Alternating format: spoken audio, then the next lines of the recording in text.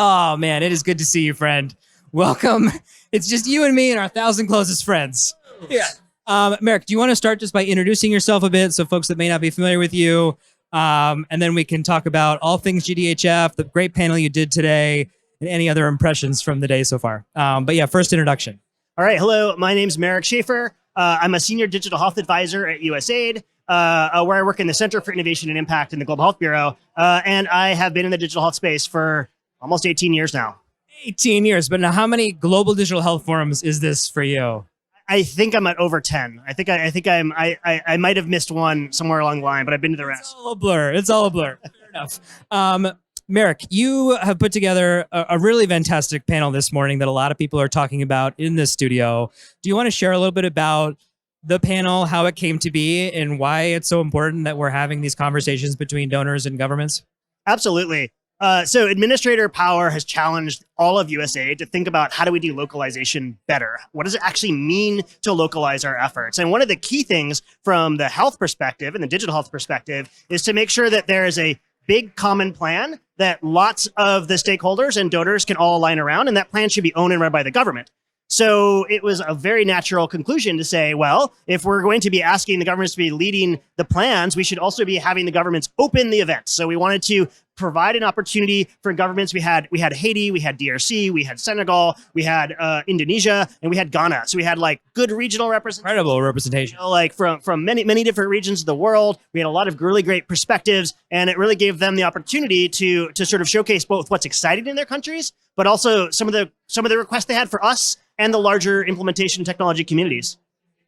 I've heard also a lot of folks in our interviews here talking about the need for capacity strengthening among ministry officials. That is something you and I have been working hard on for many, many years. I don't know if you want to say a few words about the Planning for National Systems course and maybe even a tagline for the cool board game that we built.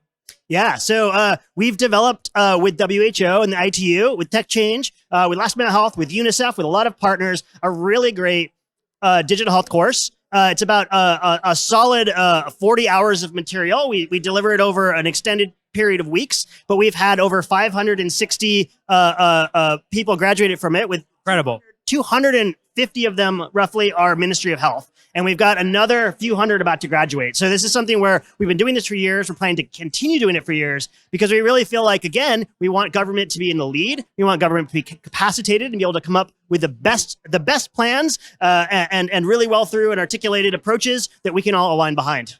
Seems like a lot of folks have been saying everyone's got a national strategy now that exists across so many countries. Whether or not that strategy is being implemented, how people are capacitated to implement it is now at a top of mind for a lot of governments and a lot of planning projects. So that's where this course comes in. Absolutely. And it provides the sort of both the foundation elements, but also provides a network to other countries, other governments, other partners that are working in the space so that they're able to learn from each other and share their learnings as they go forward. And I don't know if you want to make a quick plug for the game itself, which we're very proud of. The Architects of Digital Health. What is it and why should people care? Yeah. So basically part of the course is trying to teach trade-offs and dependencies. Like what do you do first? What do you do second? And so when we were developing the activity, you and I developing the activity for this years ago, we started with a spreadsheet and a budget. And we had like a spreadsheet exercise. Boring. Was boring. But when we were playing around with it, we said, you know what? This feels kind of like it could be a game. Could this be a game? Could we develop a game? And we went forth and we iterated till we got to a game that we think teaches the course content, or we've shown from M&E, teaches the course content very well, but surprisingly also was a lot of fun. And so we're doing it live here at the event tomorrow morning at 9 a.m. I'm not sure quite which room it is, but if you are someone who's attending the event in person, you can play it. Otherwise, we do it as part of the course. So sign up for the course if you haven't taken it, and you'll get to play it in the course. It's amazing that you've been able to adapt it to a virtual version so seamlessly, and people love playing it, whether they're in person or online. But no, seriously, friends, it is an incredible coming together of fun meets policy, meets tech, meets all the things that we talk about in the course. Absolutely. And just thanks so much for helping make this event happen this year. So excited to see it bounce around the world for the next few years and just continue to be a truly global event. And we should say more about that, right? Because we've got all kinds of incredible watch parties around the world, people tuning in, programming their own panels, tuning in with ours. It's got a real kind of symbiosis. So it's exciting to see this. I feel like when the community health promoter from Kenya spoke today, I was like, this might be the first time that a CHW has spoken at the Global Digital Forum. I could be wrong about that, but it might be the first time. So it was New. so nice to see that, because that's an audience that's been hard traditionally to incorporate in. It's just nice to have that perspective as well. Anything else that you want to highlight? As you've been to a lot of these, any other kinds of themes or topics emerging in your reconnections with old friends and making new ones today?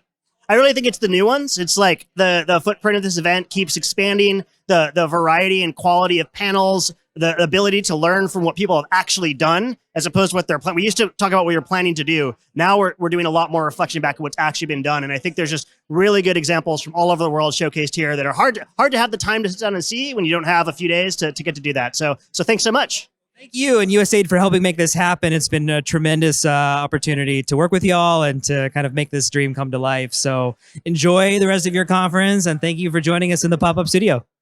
Thanks, Nick.